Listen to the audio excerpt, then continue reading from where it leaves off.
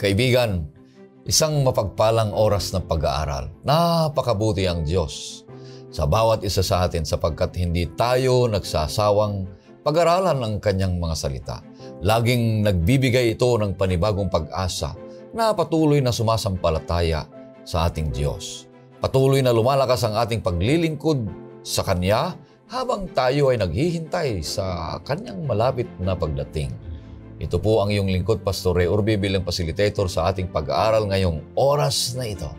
Binabati ko ang bawat isa, bawat viewer natin from California, Canada, sa may Candelaria, sa Japan, nakakarating to, sa Kuwait, sa Paris, sa may Ventimiglia, sa La Union, sa Del Monte, Antipolo, Antique, Leyte, Siargao, Zamboanga, Tarlac, Pangasinan, Palawan, Ilocos Sur, Bukidnon, Iloilo, sa may Caloocan, sa Pulilio, sa Bulacan, sa Cavite, Laguna, Camarines Sur, Camarines Norte, Mindoro, at sa lahat na di ko pa na-mention, kaibigan, hihintayin mo na patuloy kaming nananalangin sa iyo, na patuloy kang susubaybay at pagpapalain ka ng ating Panginoong Diyos dito sa oras ng pag-aaral.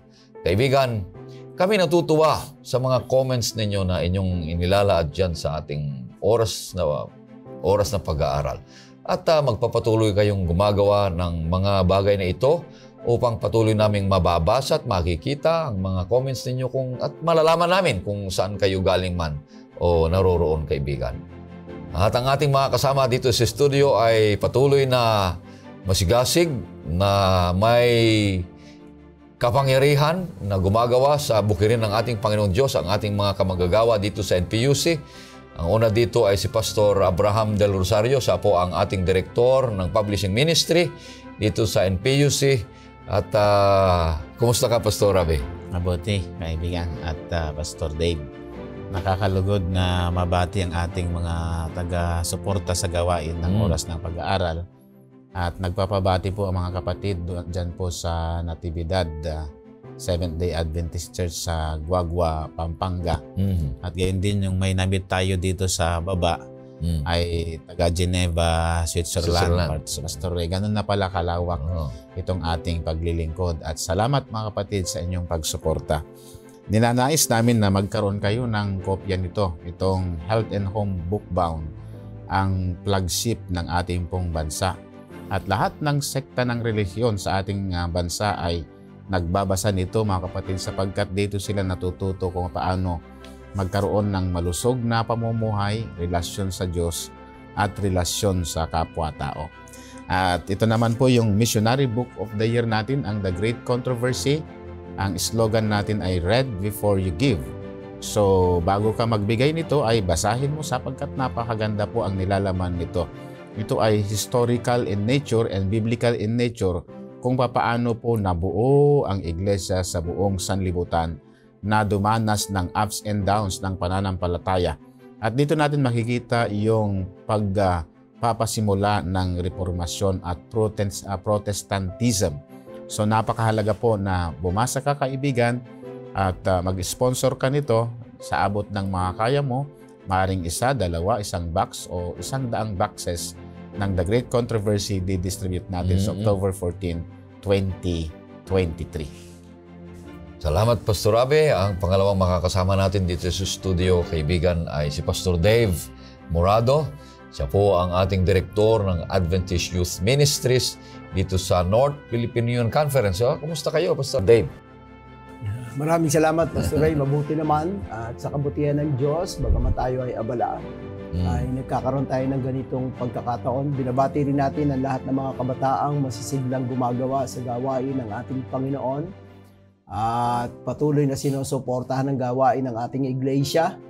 Ang inisyatibo ng I Will Go at ganoon din ang isinasagawang mga Voice of Youth Unstoppable, ang mga tagumpay ng mga camping, life camp. At ganoon din ang isinagawang maraming salamat sa mga nakibahagi na mga kabataan natin doon sa Youth Alive Convention na ginawa ito doon sa Thailand. Wow. At ito'y magiging dahilan para makapaglingkod patuloy ang ating mga kabataan sa mga community at maging masigla sa paglilingkod sa ating gawain.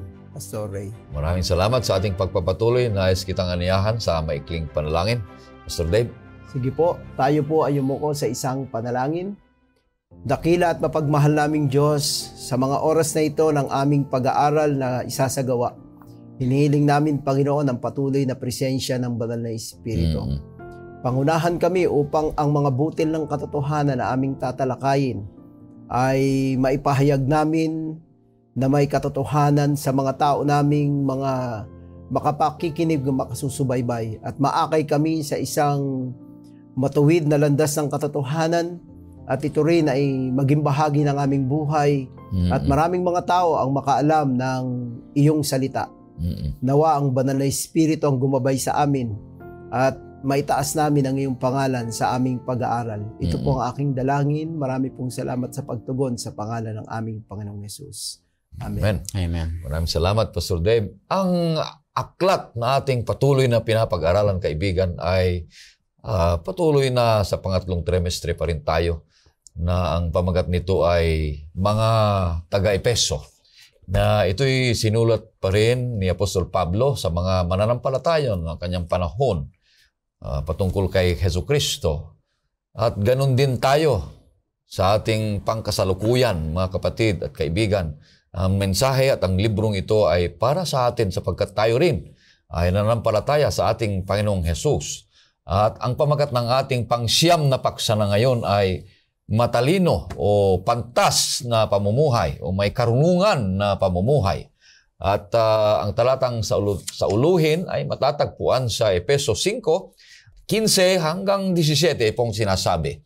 Kaya't maging maingat kayo sa inyong paglakad, hindi gaya ng mga mangmang, kundi gaya ng marurunong na sinasamantala ang panahon sapagkat ang mga araw ay masasama.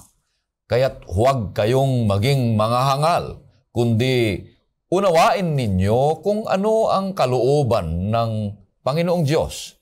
Kaibigan, meron po tayong 3 punto na sinasaad na summary ng ating leksyon na ating pag-aaralan ngayon. 3 po kami rito at napaganda. Ang 3 punto ay letter S, Pastor Abe, Pastor Dave. At ang unang S ay Spirit-filled walk. At ang pangalawa ay Spirit-filled wisdom. Ang pangatlo ay Spirit-filled worship. 3 lang ito, kaibigan, para masama rin natin ang ating leksyon. At ito ay pwede nating gayahin o kaya gawin o kaya i-share sa ating pag-aaral ng leksyon, sa class discussion at sa mga care group discussions natin sa ating mga grupo o sa ating mga iglesia. Kaya Pastor Rabi, pakipaliwanag po itong ibig sabihin ng Spirit-filled walk. Yeah. Yung puno ng Espiritu sa paglakad. Si Pablo ay matatalakay natin, Pastor Ray, ito napakagandang punto na ating pag-aaralan. Gusto niyang itaas yung 3 bagay sa ating kalagayang Kristiyano ngayon. Ang isang marunong na Kristiyano ay kinakailangang magising tayo sa pagkakatulog sa gawa ng masamang gawi ng sanlibutan. At ninanais ng Panginoon na tayo ay maliwanagan, mga kaibigan ko at Pastor Ray, sa pangangaral at pag-aaral ng Ebanghelyo. At ninanais din niya na tayo ay mapuspos ng presensya ng Banal na Espiritu, mga kaibigan at mga kapatid, at ating kukunin ang mahalagang pagkakataon, ang kaligtasan, at tayo ay sasamba sa Diyos. So itong SW o 3W, Pastor Ray, ay napakahalaga. Yung 3 punto na itinuturo ni Pablo sa atin. Paul exhorts us to experience Spirit-filled walk in love. Yun ang dapat. Then Spirit-filled wisdom and Spirit-filled worship. Ano itong Spirit-filled walk in love? Ito kasi dapat natin maranasan na tayo'y minahal ng ating Panginoon. Maramdaman natin yung pagmamahal ng ating Panginoon na ito ay motivated by love ng Diyos Ama at ng Diyos Anak. At nais ko na makita natin ito, mga kapatid, kasi po ang dahilan ng pagkatawag natin, ang dahilan ng ating pagkakaroon ng pagkakataon na mamuhay na mapayapa sa mundo ay dahil sa pag-ibig na nararamdaman natin sa Panginoon. Kaya nga si Enoch, kung maalala natin, Pastor Ray, ay lumakad siya sa nakasama ang Panginoon ng 3 taon, 6 na dekada at 50 taon na lumakad siyang kasama ang ating Panginoon. So pakibasa mo, Pastor Ray, sa Ephesians chapter 5 verses 1 and 2 muna. Itong sinasabi. Kaya kayo'y tumulad sa Diyos, gaya ng mga anak na minamahal. Verse 2. At lumakad kayo sa pag-ibig, gaya ng pag-ibig ni Kristo sa atin. At ibinigay ang kanyang sarili para sa atin, bilang handog at alay sa Diyos, upang maging samyo ng masarap na amoy. So ang paglakad pala ay may paglakad na pag-ibig. Ay bakit natin gagawin po yon? Kasi dahil sa labis na pagmamahal ng Diyos sa atin, ay inialay ni Kristo ang kanyang buhay. Yun ay ekspresyon, mga kapatid, ang labis na pagmamahal ng ating Panginoon. At sinasabi niya dito, at ibinigay ang kanyang sarili para sa atin bilang handog at alay sa Diyos upang maging samyo ng masarap na amoy. So dahil sa ginawa ni Kristo, yung dating masangsang na balita tungkol sa atin, yung nag-aalingasaw na karumihan ng pagkatao natin, ang nababalitaan, nung tayo ay tumanggap kay Kristo, isang mabangong samyo na. Ibig sabihin ay isang mabangong balita na ang nababalitaan sa atin. Lalo ngayon tayo ay nagdi-discuss ng lesson at tayo ay nagkasala sa Panginoon, nayurakan yung kabanalan ng Diyos. Yung dating mabangong samyo ay hindi na mabango yon. Magiging mabangong samyo. So tayo yung mabangong samyo. Si Kristo ay naging mabango tayo dahil sa ginawa ni Kristo. Kaya lang, ang paglakad, Pastor Ray, ay kailangan natin gawin. Ngayon, para maiwasan natin yan, ay pakibasa mo, Pastor Ray, sa Ephesians 5:3-5. Ngunit ang pakikiapid, ang lahat ng karumihan o kasakiman ay huwag sanang mabanggit sa inyo. Gaya ng nararapat sa mga banal. Hinto muna, my friend. So, ang kasakiman, delikado po yan. Maaring sakim sa pera, sakim sa posisyon, sakim sa asawa ng kapitbahay. Okay, so sakim sa lupa. Sakim sa lupa. Sakim sa ano pa ba? Maraming kasakiman, properties ng mga tao. At maging yung mga bagay na, yung mga intellectual properties, kailangan din natin na bigyan ng pag-iingat yan kasi yan ay pagmamay-ari ng iba. So, ito ang sumisira sa mabangong samyo na inialay ni Kristo sa atin. So, imbes na mabangong balita, ang maibabalita natin sa mga tao, mga minamahal na mga kapatid, yung mabahong balita na. Instead na ikaw yung dating naging modelo sa kabaitan, ngunit hindi natin naiwasan tong mga bagay na ito, naging modelo tayo sa hindi magandang pakikitungo at pamumuhay bilang Kristiyano. Pakituloy mo, Pastor Ray, sa verse 4. Gayon din ang karumihan at hangal na pagsasalita o sa mga pagbibiro na di nararapat kundi ang pagpapasalamat. Yung palang mga kwentuhang hindi walang katuturan. Ay, maganda, no? Pastor Ray? Ano yun? Ano yung mga walang kwentong katuturan? Kung minsan kasi for the sake of conversation, gusto nating maka-attract ng attention ng tao, parang sumarap yung pananalita natin at yung mga tao naman ay interesado sa mga green jokes, mga salitang walang katuturan, walang kabuluhan, ay tila bagang kay sarap pag-usapan at pakinggan. Pero ang sabi ni Pablo, ang mga bagay na ito ang nakakasira sa mabangong samyo. Ano po, mga kapatid? Kasi ang ganda upang maging samyo ng masarap na amoy. Karugtong yan my friend. So, ano mo nga yung verse 5. Sapagkat inyong nalalaman na bawat mapakiapid o mahalay o sakim na sumasamba sa mga Diyos-Diyosan ay walang mamanahin sa kaharian ni Kristo at ng Diyos. Dito, mapapalawak ito, Pastor Ray, madadaanan natin mamaya. Kaya pala naging mabaho ang pananalita ng mga tao kapag sila'y nakainom na ng agua de pataranta. Meron akong kaibigan na napakabait at kung magsalita ay hindi naman maayos, pero kapag nagkainom ng agua de pataranta ay napapa-English siya. Ang ganda ng English niya kapag nagkainom. Parang si Shakespeare, bago siya makagawa ng tinatawag na tula, ng poem, ay pag nakainom ng agua de pataranta, tumatalino siya, gumaganda ang kanyang pagtula. Pero dito, yung mga mamaya madadaanan natin, ito yung bunga.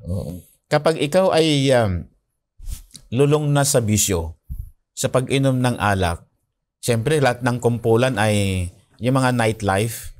Kuminsan nagkukwentuhan doon sa buong Bagdamag hanggang nagawa na dito yung pakikiapid, karumihan, kasakiman at mga salitang mahalay ay nababanggit na dahil sa hindi magandang gawi ng buhay. Kaya ito'y hindi maganda. So ito, tayo ay lumalakad na may pagmamahal. So iiwasan na natin ito kasi nire-represent natin yung tatlong persona ng Kadyusan. Nire-represent natin si Kristo na umibig, nagmahal sa atin, at ang nais ng Panginoon, ang buhay natin ay isang mabangong samyo, mabangong amoy para sa mga tao. So sa verse 6, Pastor Ray, pakitingnan mo ito. Huwag kayong padaya sa mga salitang walang katuturan, sapagkat dahil sa mga bagay na ito'y dumarating ang galit ng Diyos sa mga anak ng pagsuway. Yung galit ng Diyos, titignan natin sa positive way, ay gusto ng Panginoon na ito ay it is an act of grace. Kaya siya gusto niyang ibigay yung galit ng Diyos kasi ito ay judgment, Pastor Ray. Yung by nature, yung sabi nga sa verse 3, tayo ay mga anak ng kapuutan sa Efeso chapter 2 verse 3. Balikan mo nga yun, Pastor, bago natin talakayin yun. Ang galit kasi o judgment ng ating Panginoon ay pagpapala ito. Kasi dito mo malalaman kung sino ang nasa panig ng Diyos at kung sino ang hindi sa panig ng Diyos. Sa mga sumusunod sa pamantayan ng Panginoon, ito ay pagpapala. Kasi mabibigyan ka ng vindication. Mabibindicate ka sa buhay mo. Di ba? Dahil sa pagsusumikap mo, pagtsatsaga mo, pagtitiis mo, at sa tulong ng Panginoon, lumakad kang matuwid sa iyong pamumuhay na gaya ni Enoch, gaya ni Elijah. Sa kapanahunan nila, tilabagang kokonti sila, pero lumakad sila na kasama ang Panginoon. Ngayon, nabigyan ng hustisya ang kanilang pagtatapat sa ating Panginoong Diyos. So, ang God's wrath dito sa lesson natin is an act of worship. Okay? Pakibasa mo nga doon sa verse 3 ng Efeso chapter 2. Tayong lahat ay dating nabuhay sa gitna ng mga tao sa mga pagnanasa ng laman na ating ginagawa, ang mga nais ng laman at ng pag-iisip. At tayo nooy katutubong mga anak ng kapuutan, gaya naman ng mga iba. Ayun. Dahil anak na tayo ng Diyos, tayo ay anak ng kapuutan, children of wrath, ay wag na natin babalikan itong ganitong gawin ng pamumuhay kasi lumakad ka na may pagmamahal sa ating Panginoon. So yung judgment na itinuturo sa atin ay isang grasya para tayo bilang anak ng kapuutan ay wag na tayong makaranas pa ng ganitong uri ng pamumuhay. Bakit po? Kasi ang sabi niya doon sa verses 7 and 8, Pastor, kailangan natin ditong lumakad bilang anak ng liwanag. Hindi na tayo anak ng kadiliman. Unahin mo siguro sa verse 7 hanggang 8. Kaya't huwag kayong makibahagi sa kanila. 8, sapagkat kayo dating kadiliman, subalit ngayon ay liwanag sa Panginoon. Lumakad kayong gaya ng mga anak ng liwanag. Oh, yun. Sabi nga ng ating Panginoon nung nangangaral siya sa bundok sa Matthew chapter 5, let your light so shine before men that they may see your good deeds. So yun, lumakad na tayo na lakad ng liwanag kasi ang paglakad sa liwanag, ito ay nagbibigay ng luwalhati. It gives, it will please God. Pero meron ding displeasing na gawa ng tao. Ano yung mga displeasing na gawa ng tao? Pakibasa mo, Pastor, muna yung nakakalugod sa Panginoon doon sa Efeso chapter 5 verse 10. Iko-compare natin sa 2 Corinthians 5 verse 9. 10, sabi dito, na inaalam kung ano ang kalugod-lugod sa Panginoon. Yan. Yun, kalugod-lugod sa Panginoon. Ano yung mga kalugod-lugod sa Panginoon? 2 Corinthians chapter 5 verse 9. Kaya't maging nasa tahanan o malayo sa tahanan ang aming mithiin ay ang bigyan siya ng kasiyahan. So, dito, ang background nito, yung ang salitang please sa Grego ay euarestos. It means pleasing or acceptable. Saan mo babasa yan? Doon sa Romans chapter 12 verses 1 to 2. Ang background nun, Pastor, nandito siya kasi. Nasabi niya, kaya nga mga kapatid, isinasamo ko sa inyo alang-alang sa mga kahabagan ng Diyos na inyong ialay ang inyong katawan na isang handog na buhay, banal, kasiyasiya sa Tagalog kasiyasiya sa Diyos na siya ninyong makatwirang paglilingkod. Sabi niya sa verse 2, huwag ninyong tularan ang sanlibutang ito, kundi magbago kayo sa pamagitan ng pagbabago ng inyong pag-iisip upang mapatunayan ninyo kung alin ang mabuti, kasiyasiya. Nandito yung pleasing, acceptable, kasiyasiya at lubos na kalooban ng Panginoon. So, ito is dito, mayroon pang ibabasa natin yung 1 Corinthians 6:9. Sige. Yung sinasabi mo, Pastor. Hindi ba ninyo nalalaman na ang mga masasamang tao ay hindi magmamana ng kaharian ng Diyos? Huwag kayong padaya. Ang mga mapakiapid, mga sumasamba sa Diyos-Diyosan, mga ngalunya, mga binabae, mga nakikiapid sa kapwa lalaki. Ito yung mga sinasabi mo na pinaghambing. Oo, pinaghambing. Yan ay gawa ng sanlibutan. Oo, gawa tayo ng sanlibutan. nasa liwanag na at wag na tayong lalakad sa kadiliman. Oo. Kundi patuloy na magningning. So, ang gusto ng ating Panginoon, yung bang nakakalugod na ang bunga ng trabaho natin. Kapag tayo ay nakihalubilo sa tao, yung pakikihalubilo natin ay nakikita nilang nakapagpapalakas ka, nakapagpapatibay ka, nakaka-inspire ka, at higit sa lahat ay wala na yung dating pagkatao mo. Amen. Yan ang gusto ng Panginoon. Ito yung living wisely. May choice ka na, my friend may choice ka nang ibinigay ng Diyos. Kaya nga, wag na tayong mamuhay sa gawa ng sanlibutan, maging pantas tayo sa ating mga pagpapasya. Kasi pinuspos na tayo ng banal na espiritu.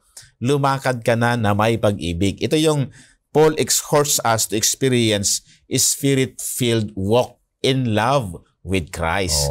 Yun na ang ating dating dapat gawin. So, itong walk as a child of light, ibig sabihin, nagre-reflect na dito, Pastor Ray. Balikan natin nga yung binasa mo kanina sa verse 2 ng Ephesians chapter 5. Pakibasa mo ulit, Pastor Ray, para makuha nila yung punto.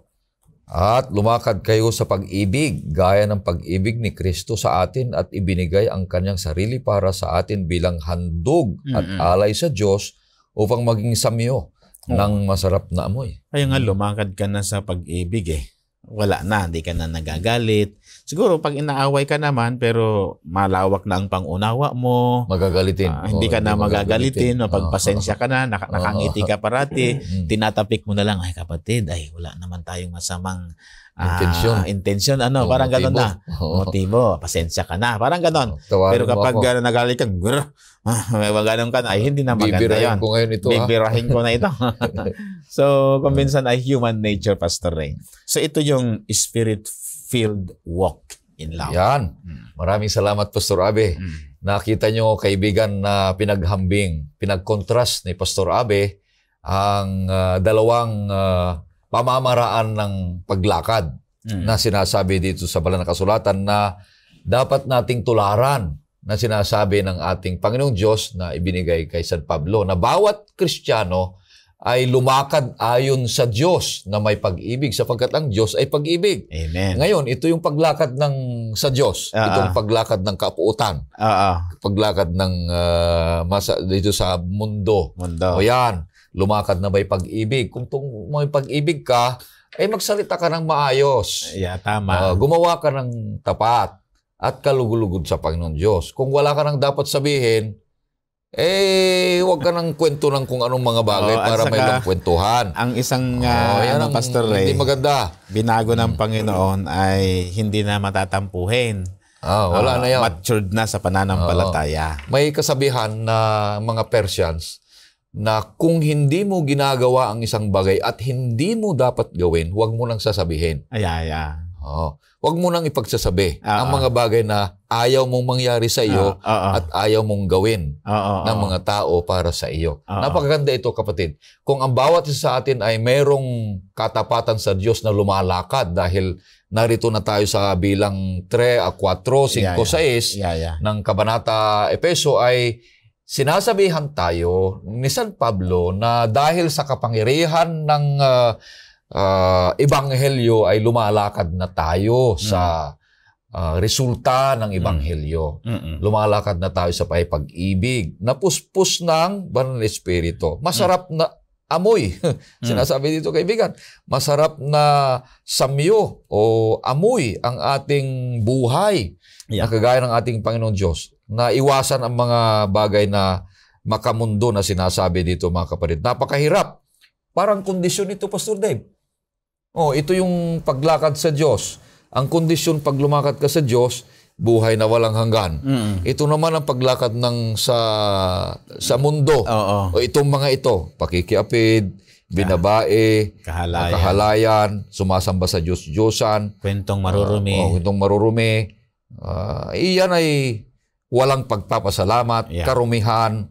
Ito yung mga bagay na iwasan ng mga taong anak ng Diyos, ng puspos na Espiritu, upang magbigay kapurihan sa Panginoon Diyos. Kaibigan, panahon na para merong pagbabago ang ating buhay. Ano ang naintindihan mo dito?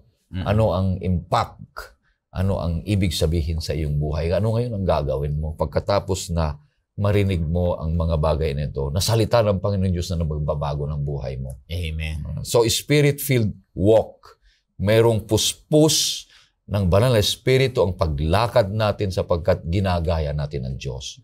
Tumutulad tayo ng Diyos. Sabi ni San Pablo sa 1 Corinthians 11:1, gayahin mo ako, kagaya ng paggaya ko kay Kristo Jesus. Pastor Dave? Kaya pupunta na tayo doon sa pangalawa. Yung una, Spirit-filled walk. At ang pangalawa ay Spirit-filled wisdom. Ipapaliwanag sa atin ito ni Pastor Dave. Ano ang ibig sabihin nito, Pastor Dave? Yes, maraming salamat, Pastor Ray at Pastor Abe. Doon sa unang bahagi na tinalakay ni Pastor Abe, ang sabi ron, ay lumakad na sa pamamagitan ng Espiritu. At mula nang tayo ay nasa kadiliman, inakay tayo ng Panginoon sa liwanag. At ine-expect na tayo ay lalakad na sa liwanag. At ang unang bunga ng isang taong binago, lumalakad siya sa pamamagitan ng pag-ibig sa Panginoon. Yun ang motivating factor. At hindi kaya nating lumakad sa sarili natin kung hindi natin mahal ang Diyos. Tama. At kung wala ang banal na Espiritu. Kaya nga rito sa introduction ng chapter 5, ito ay kasunod nung chapter 4 na tinalakay natin. Kasi ang sabi rito sa 4 ay do not grieve the Spirit. That's right. Wag mong pigatiin. Pahintulutan mo na ang banal na Espiritu gumawa sa buhay mo. Kasi ito na ang magiging bunga pagdating sa chapter 5. Yeah, that's right. Sa pamamagitan ng paglakad sa pag-ibig sa Panginoon. Kaya yung introduction nun, therefore, be imitators. Sino na ngayon ang ini-imitate natin? Ang ating Panginoon. Yeah. Ngayon, ini-expect sa atin dito sa ikalawang bahagi na mapuspos tayo ng karunungan na mula sa ating Panginoon. Kasi yung ikalawang bahagi rito, di ba, spirit-filled wisdom. Pag sinabing wisdom, karunungan. Pag knowledge, kaalaman lang yon. Dapat maunawaan natin, iba yung sinasabi ng Biblia na karunungan, iba yung kaalaman. Alam mo lang na masama, pero ginagawa mo pa rin. Hindi ka marunong. Hindi ka marunong. Pero pag ini-apply mo na, gaya niya, na bago ka na, binago ka na ni Kristo. Kaya ang sabi rito, papaano ba ang buhay na lumalakad na may karunungan? Ang unang bahagi rito, live a God-honoring lifestyle.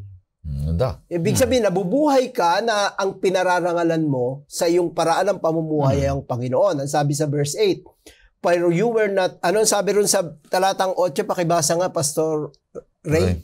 Sapagkat kayo'y dating kadiliman, subalit ngayon ay liwanag na o liwanag sa Panginoon. Lumakad kayong gaya ng mga anak ng liwanag. Yes, tayo ay bago natin nakilala ang Panginoon, ang buhay natin madilim, marumi. Hindi tayo sumusunod. Ngayon, nasa liwanag na tayo. Ang sabi ngayon, lumakad tayo sa liwanag ng Panginoon.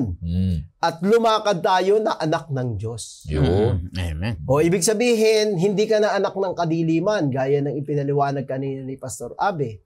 Ngayon, nakilala mo na ang liwanag, paano ka lalakad o lifestyle ito yung paraan ng pamumuhay, di ba? Ang idinidiin dito ni Pablo, ito ay pakiusap ni Pablo, payo sa mga Kristiyano. Hindi lamang taga-Epeso, kundi sa panahon natin ngayon. Paano tayo lalakad na may karunungan, wisdom, spirit, napupuspos tayo ng banal na espiritu, ang sabi rito, sa liwanag. Kapag ang ginagawa natin ay yung sinasabi sa talatang 3 hanggang 7, ay hindi tayo lumalakad sa liwanag, di ba? Binanggit mo na kanina yung mga talatang yun, di ba? No? Yung mga karumihan, pagsasalitang hindi walang laman, hindi walang katuturan, ano pa yun? Walang pasasalamat, ano? Hindi, mga bagay na pakikiapid, ano? Ay yung kahalayan, at lahat ng mga ngayon ay nakikita natin sa sanlibutan. Yan daw po ay kapag ginagawa pa natin, ay hindi tayo napupuspos ng karunungan mula sa Diyos. Mula sa Diyos. Yun ang isa. At ang sabi pa rito, ito ang matinding ginagawa ng sanlibutan ngayon, Pastor Abe, Pastor Ray. Don't live sexually immoral. Yan, yung immorality, ano? Matindi ngayon, ano? At binanggit dyan yung, yung homosexuality. At mabagamat mabigat yan, ay ang sexuality ng tao ngayon hindi na lang dalawa, di ba? Lima na, may multiple sexuality, di ba? Personality ang tawag. Yan ang challenge ng sanlibutan. Yan yung immoral na pamamaraan ng pamumuhay. Kaya rito binabanggit ulit sa 11. Ano ang sabi ron? Sa talatang 11, pakibasa mo nga, at saka talatang 3 hanggang 8, Pastor Ray. At huwag kayong makibahagi sa mga gawa ng kadiliman na walang ibubunga, kundi inyong ilantad ang mga ito. Yan. Ano ba ang sabi dito? 5.3 sabi, ngunit ang pakikiapid, ang lahat ng karumihan o kasakiman ay huwag sanang mabanggit sa inyo. Yan. Ayan yung sinasabi rito, wag na tayong mabuhay. Kasi ngayon sa panahon natin ngayon, lalo na ang mga biktima niyan, mga kabataan, di ba? At yung sexuality, binabanggit, yung immorality. Ang moral ng tao ngayon bumababa. At ito naman ay nangyari na sa panahon ng Sodom at Gomorrah, di ba? Kaya sinunog yung panahon na yun, di ba? At ang sabi, history repeats itself before the end of the world, di ba? Sa katapusan. At ngayon, nagaganap sa ating kapanahon. Malapit ng Panginoon. Yes, malapit ng pagdating ng Panginoon. Kaya mauulit kasi nagdo-double force din ang kaaway. Dinadaya ang mga tao na gawin ito. Bagamat hindi natin ginajudge yung nagpa-practice nito, pero ito ay paalala sa atin. Lumalala na. Lumalala na. Kaya kung gusto mong mapuspos ka ng karunungan, hiwalayan mo yung mga bagay na ito. Pero merong itong sagot ang Diyos. Papaano magbiging solusyon ito na yung tayo'y lumakad sa espiritu ng karunungan? Basahin natin yung talatang 9, 13 at 14. Kung paano tayo makakatanggap ng bunga ng banal na espiritu. 9, sapagkat ang bunga ng liwanag ay nasa lahat ng mabuti, matuwid at katotohanan. 13, subalit ang lahat ng mga bagay na inilantad sa pamamagitan ng liwanag ay nakikita. Ano pa yung isa? 14. Sapagkat anumang bagay na nakikita ay liwanag, kaya't sinasabi, gumising ka, ikaw na natutulog at bumangon mula sa mga patay, at si Kristo ay magliliwanag sa iyo. Yes, paano natin matatanggap ang liwanag ng Espiritu? Ang sabi rito sa ating pinapag-aralan ay ipakita mo yung mga madilim na buhay. At kailangan mo na ang sabi rito naman ay tanggapin mo si Kristo sa iyong buhay at maipahayag mo ang liwanag upang mahayag ang katotohanan. At ang sabi nga rito, di ba, makisang-ayon ka dun sa mga bagay na matuwid. Kaya sa paglakad sa buhay, yung puspos ka, dapat ma-determine mo. Pero alam mo, ang karunungan nagmumula sa Diyos. Minsan kasi may mga mali na sa paningin ng tao, tama. Pero merong tama, ginagawa nilang mali. Di ba? Di ba? Nahula rin yun. Nasa hula yun di ba? Tapos maling ginagawang tama. Yung mali, ginagawa nilang tama. Yeah, that's right. Kaya sabi, wag tayo mapadaya ron Kaya ang tunay na karunungan, ang napuspos ng tunay na karunungan, ay sumusunod sa katuwiran at kaliwanag ng katotohanan. Pero paano mo malalamang masama yung isang bagay? Ang sabi kasi rito, expose Yung ginamit dito na word, expose them. Ipakita mo na ito yung marumi. Paano mo maikukumpara, di ba? Kaya kanina yung comparison mo sa unang punto. I-compare mo. Ito yung marumi, ito yung malinis. Ito yung madilim na buhay, ito yung liwanag na buhay. So, para mapuspos ka ng karunungan, piliin mo itong yung lifestyle mo, di ba? Yung lifestyle mo, yun ang sabi. Kaya ang sabi rito sa huling bahagi nitong ikalawang bahagi, walk in wisdom. Ano ang sabi sa talatang 15 at 17? Pakibasa nga. Kaya't maging maingat kayo sa inyong paglakad. Hindi gaya ng mga mangmang, kundi gaya ng marurunong.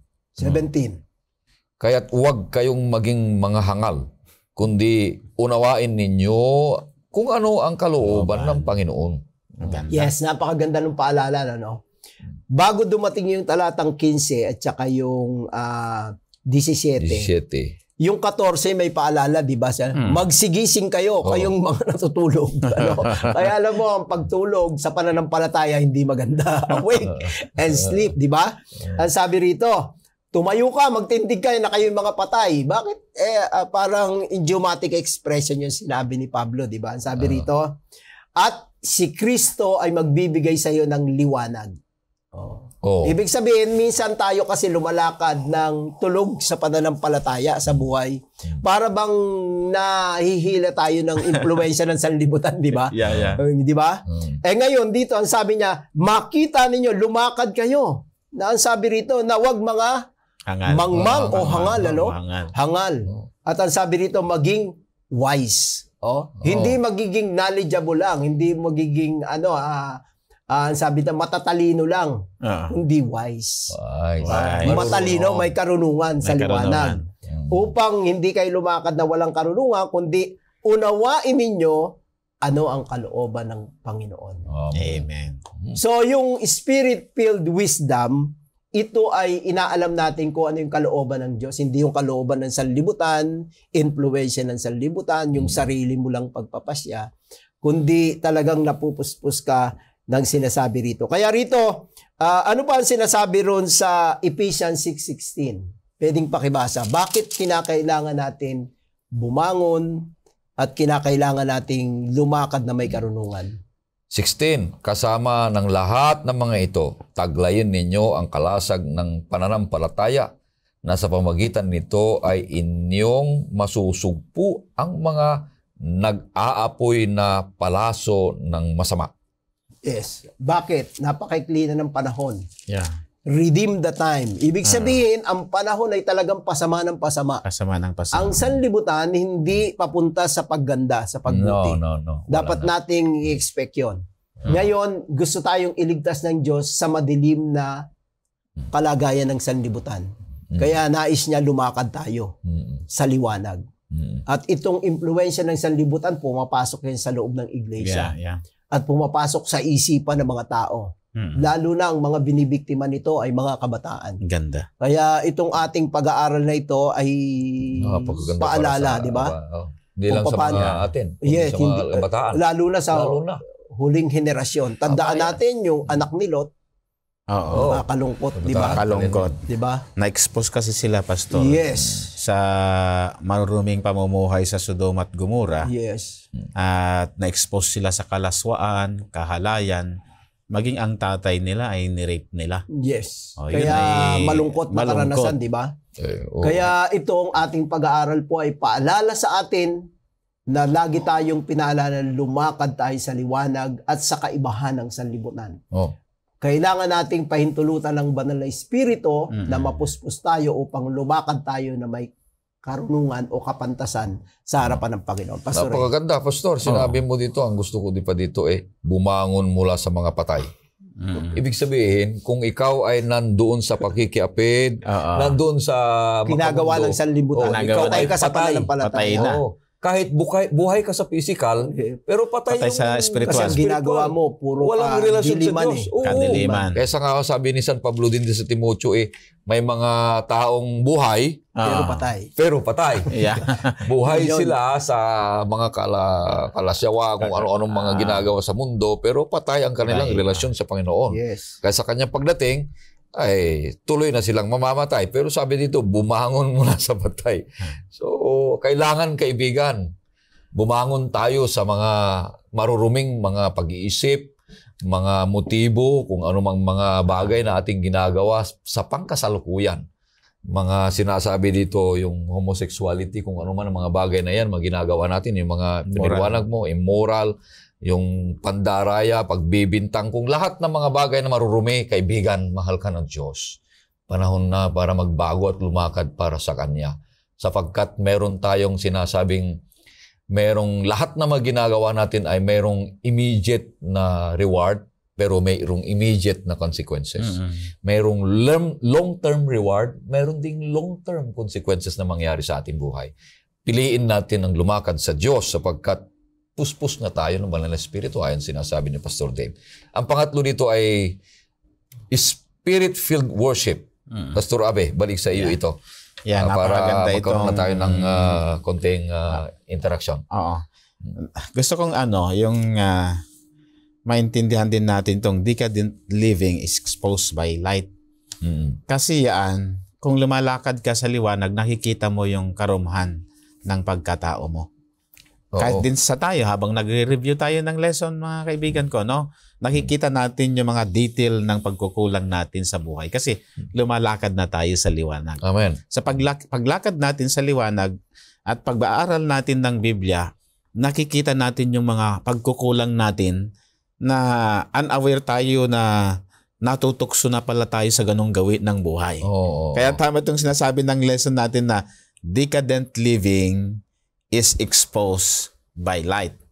Ang isa pa, yung sa Ephesians chapter 5 verse 16, Pastor, na sinasamantala ang panahon sapagkat ang araw ay masama. Ang time na binabanggit dito ay hango sa Greek na terminology na kairos, na ibig sabihin ay a moment of opportunity. Kasi bakit a moment of opportunity? Hahatulan na ng Diyos ang mundo. At sinasabi niya, hoy, gumising kayo. Kayo ay patay na sa gawang makasanlibutan. Hindi na kayo anak ng sanlibutan. Patungo na kayo sa liwanag. Gumising kayo kasi malapit na ang paghatol ng ating Panginoon.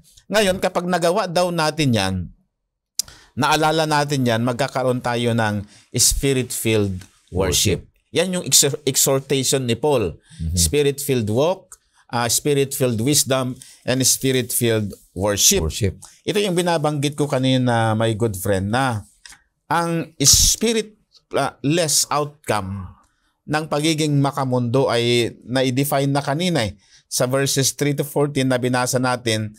Nandyan yung mga maruruming pananalita, hindi nag-iisip ng may karunungan, then nandyan yung pag-practice ng immoralidad, homosexuality, At idolatry, pagsamba sa Diyos-Diyosan. Ngayon, ang Diyos-Diyosan ng mundo, mga kapatid, napakalaswa.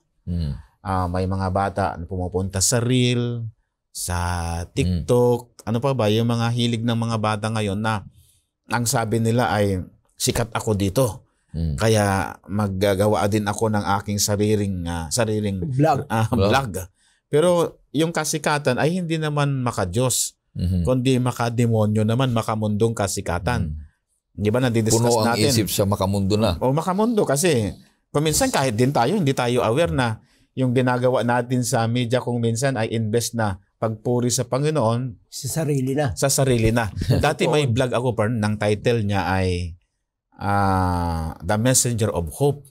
Ay, ang daming listener. Pero nakita ko, parang yung sarili ko yata ang napopromote. Kinancel ko yon.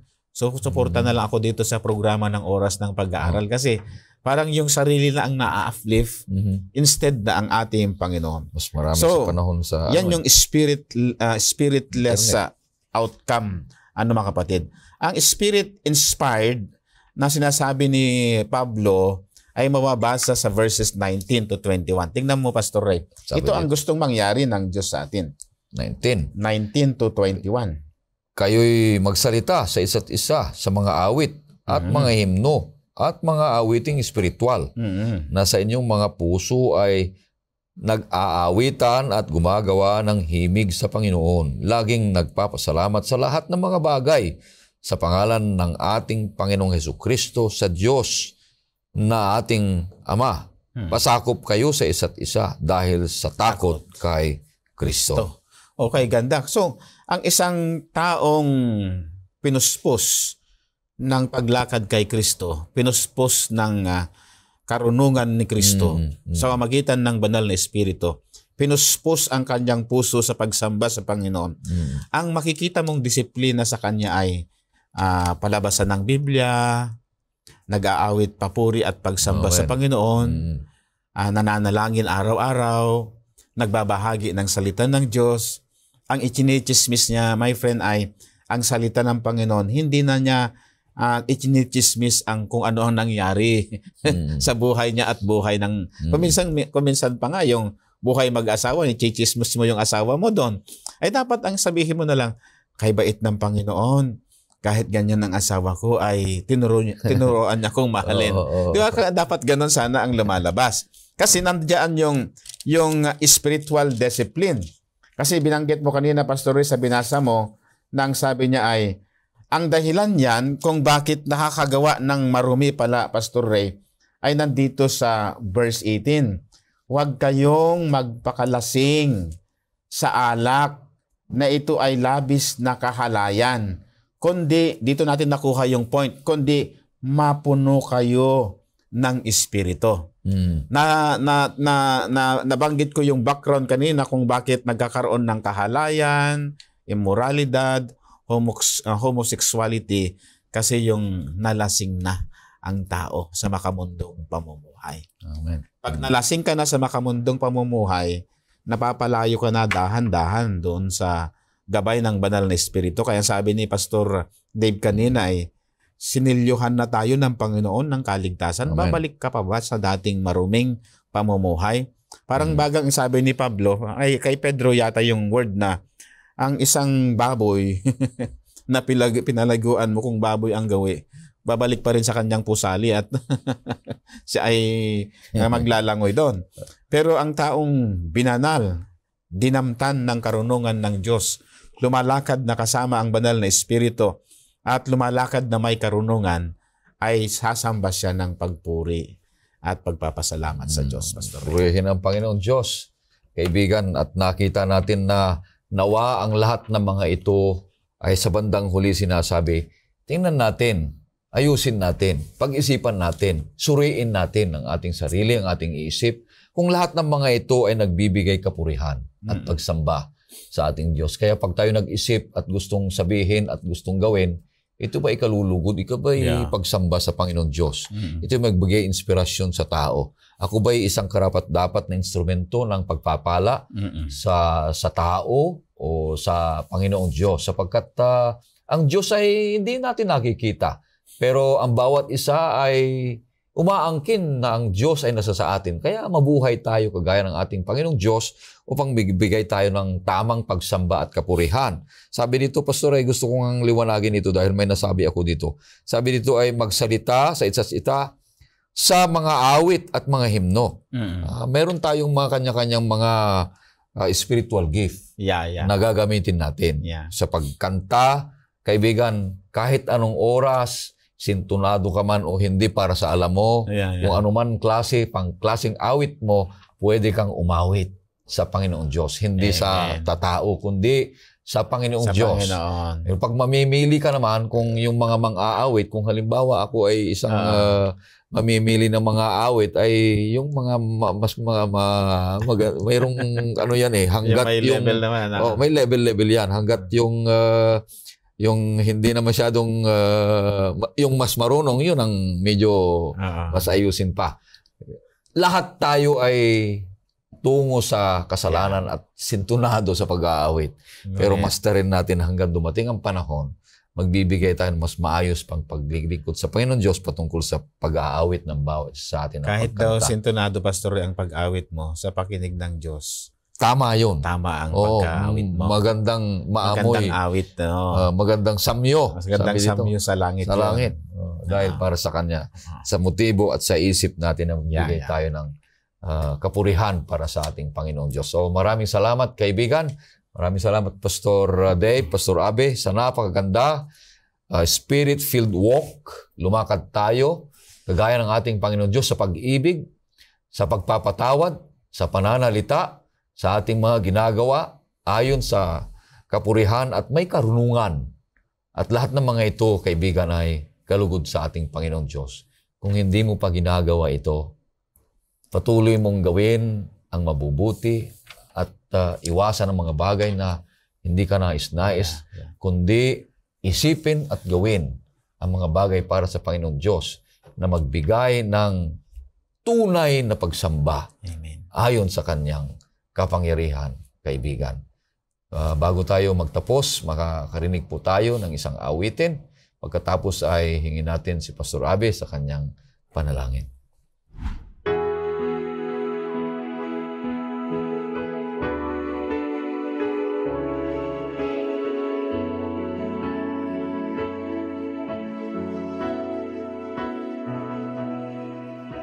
At times we make mistakes in life that withholds our peace and dims our sight. If these thoughts in mind will linger, to reach our aim gets harder.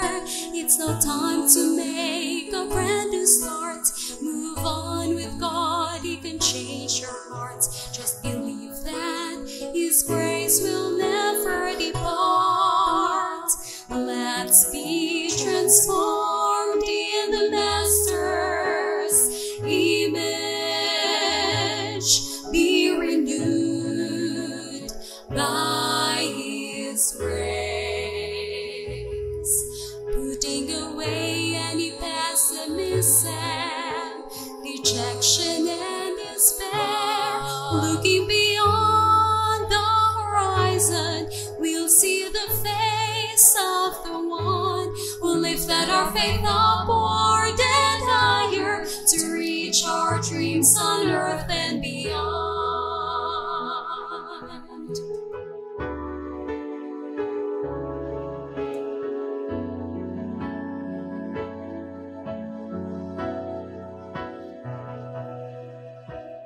We must seek Him every day and let His hand show us the way. Empowered by the Spirit and His word, we will inherit His likeness in us that remains the greatest goal He wants us to attain. And someday soon we will proclaim that we're transformed in the Master's image. We're renewed by His grace. Without any pessimism, rejection and despair, looking beyond see the face of the one who lifted our faith upward and higher to reach our dreams on earth and beyond. Let's be transformed in the Master's image, be renewed by His grace, putting away any pessimism, rejection and despair, looking beyond the horizon, we'll see the face of the one who lifted our faith upward and higher to reach our dreams on earth and beyond. To reach our dreams and beyond.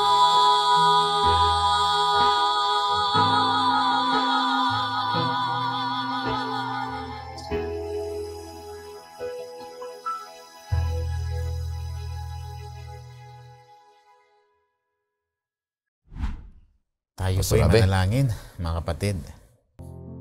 Dinadakila ka namin, O Panginoong Diyos, kay buti ninyo at kay bait ninyo sa amin. Nauna kayong nagmahal at nakita ito nung nabayubay si Kristo doon sa cross. Kami ginabayan at pinuspos ng banal na Espiritu. Makamtan lang namin, O Panginoon, at makilala kung sino po kayo at makilala kung sino po kami at kung paano kami mamumuhay sang-ayon po sa inyong banal na kalooban. Hindi na po kami taga-sanlibutan sapagkat kami po'y tinanggap na ninyo bilang inyong mga anak na mga lalaki. Hinugasan na ninyo kami mula sa mga karumhan ng pamumuhay at binanal tungo diyan sa langit na bayan ng Diyos.